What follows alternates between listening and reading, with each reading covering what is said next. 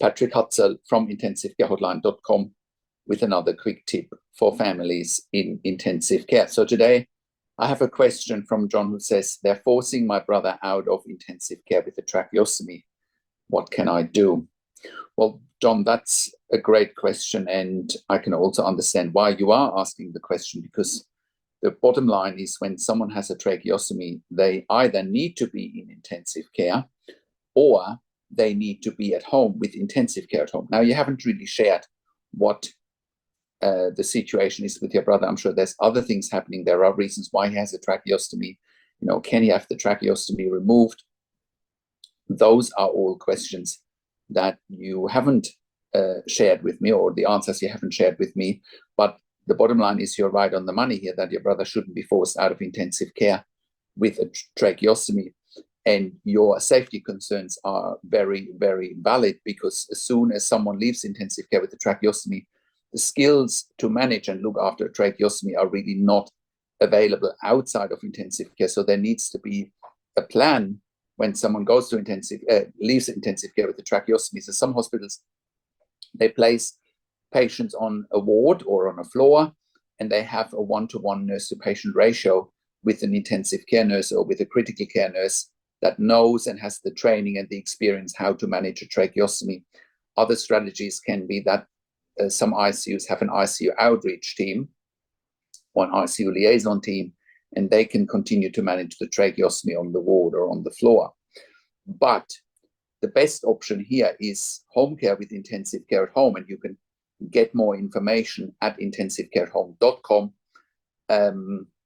how to safely transition a patient home from intensive care with a tracheostomy. Now, more importantly, I actually have done a YouTube live a few weeks ago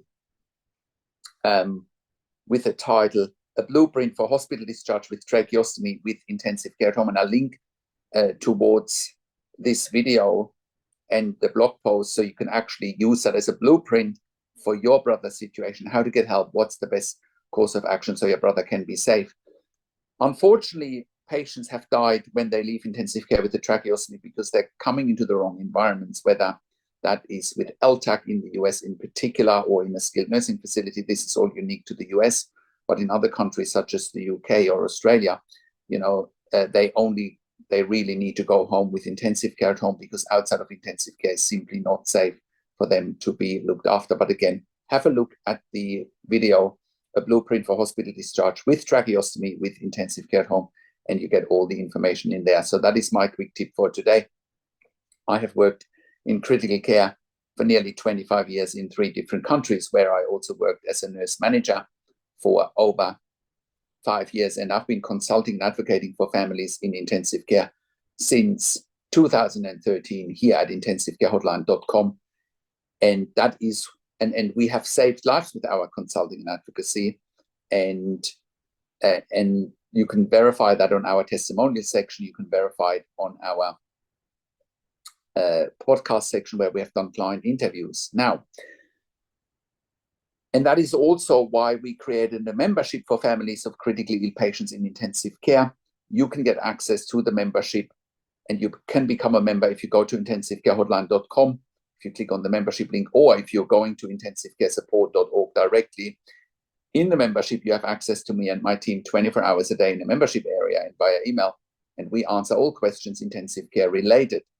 In the membership, you also have exclusive access to 21 ebooks and 21 videos that will help you to steer this incredibly difficult territory that is intensive care. And it will help you, the information will help you to make informed decisions, have peace of mind, control, power, and influence, making sure your loved one gets best care and treatment. Those videos and ebooks are exclusively available as part of being a member in our membership.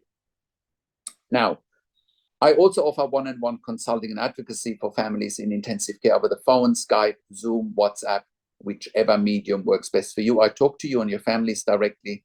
I talk to doctors and nurses directly, and I'll make sure, once again, you make informed decisions, have peace of mind, control, power, and influence, making sure your loved one is getting best care and treatment. I when I talk to doctors and nurses directly, I also ask the questions that you haven't even considered asking, but must be asked when you have a loved one in intensive care.